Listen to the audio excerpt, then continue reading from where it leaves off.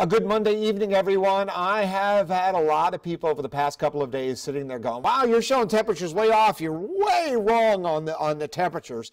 So I thought I would give you a little vlog, a video blog, and kind of have a chance to teach you a little bit about thermometers and how we measure temperatures. And we need to go apples to apples. And I'm going to get more into that in a second. But we measure at a standard instrument shelter. All right, that's how we measure temperature. And the instrument shelter looks like this. It is usually white. Why white? Because it vents, it reflects the sun's energy. It doesn't absorb the sun's energy. It also has, what you'll notice here, a roof with another white roof over it to let free-flowing air in. It has vents to let air go flowing through too. So the thermometer is not getting any influence from the sun. It is actually reading the temperature of the air. It is usually located at 5.5 feet from the ground because the sun doesn't heat the air.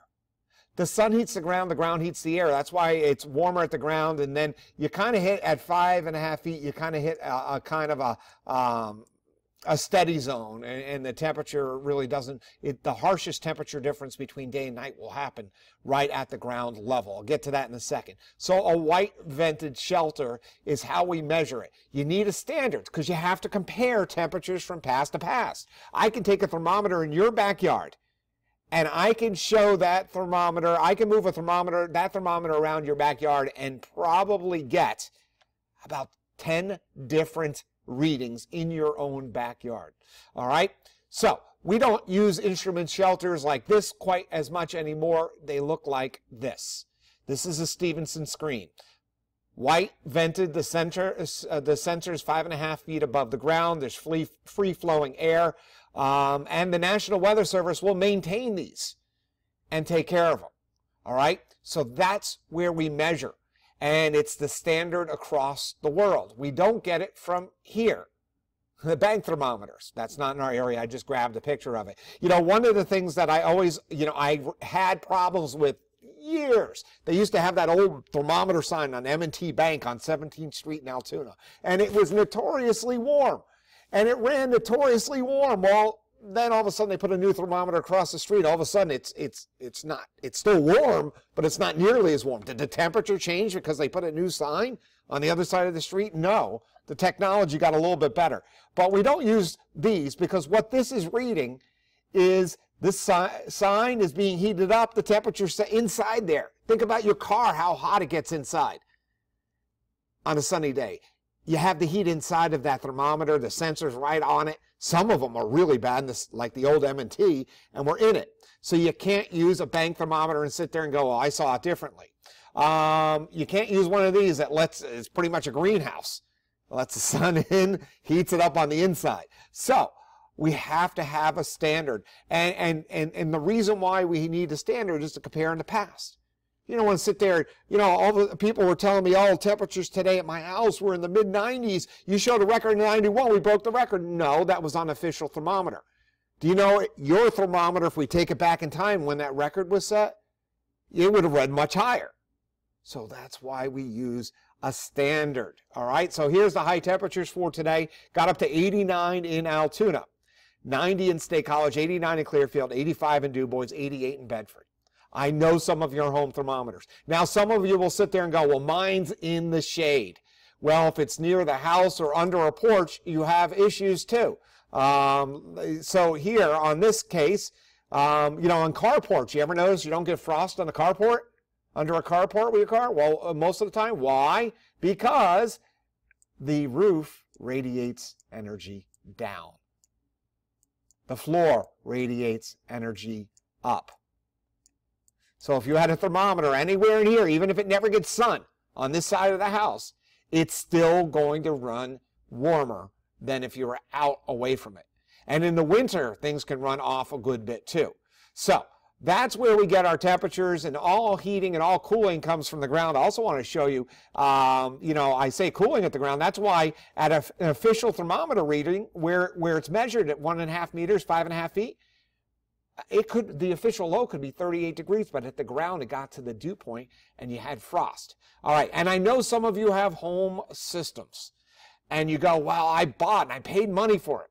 Well, there was one point in time, and I hate to call out one, but I got asked to test out an Accurite thermometer. It's a home sensor. It's kind of got a screen on it. The newer one even has a fan on it.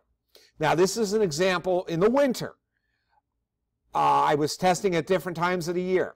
Now, you see this Nimbus here? This is actually the official National Weather Service. I actually have the thermometer on my property that they have. Stevenson screen, white vented, really good sensor. It's calibrated all the time. Accurite. Okay, it's good if you just want to know the stuff out there. These were right next to each other. I put them side by side. This calibrated, National Weather Service. Accurite, right next to it. 27 degrees, because it just doesn't vent well, even the one with the fan. So there was some issues with it. So please understand what I'm showing you on the air. I have to show apples to apples. And that's what I show with temperatures, and I help you understand that I have to. Again, we can't just make numbers up arbitrarily or just change their standard all of a sudden.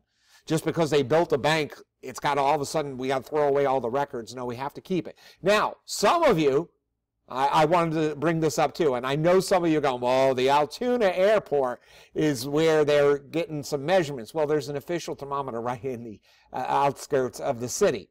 I have it for you, just to show you a difference. Now, what do you think? This is actually the climatological data for Altoona from the National Weather Service. On the 1st, 82. The 2nd, 79. Blair County Airport, everyone's like, oh, it runs so much cooler out there. Really? Blair County Airport, 83. The 2nd, 80. Blair County Airport yesterday got to 90. The actual closer to the city, 88. So airport actually runs a little bit warmer at times. People will sit there and go, oh, in my house and around all these other buildings, because your thermometer is getting influence from other things. So hopefully I cleared it up. Hopefully, I just wanted to teach you on this. I'm going to try to do more of these video blogs down the road, but I wanted to explain to you temperatures. And again, let's take, for example, I got to grab my clipboard here. Today's record high was 91 degrees in 1965. Well, we don't want to take away from that record. We only made it to 89 today. I had someone yesterday up in Cameron County tell me it was 90 in the 90s, well into the 90s. Well, in 1930, it was 100 degrees on that same date. And it wasn't with that bad thermometer. It was actually with a decent thermometer. So we want to compare apples to apples so we can see. Yes, it's hot. And no, if you haven't figured it out yet, I do not hype up feels like temperature. That and the wind chill are the most unscientific things out there. Feels like 94. Feels like 100 degrees. Well, does it feel like 100 with wind, without wind? In the sun or in the shade?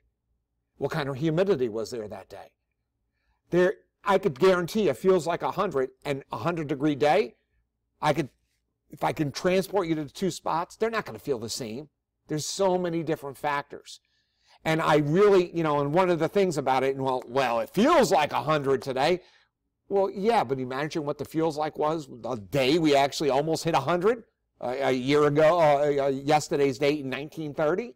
So, that's why I try to keep apples to apples. And yeah, it doesn't hit 90 too often here in central Pennsylvania. It is very warm, it is very humid, and it's going to stay muggy for a while. All right, off my soapbox. Boy, this was a long one. I apologize for that. See you tonight on WTAJ News at 11.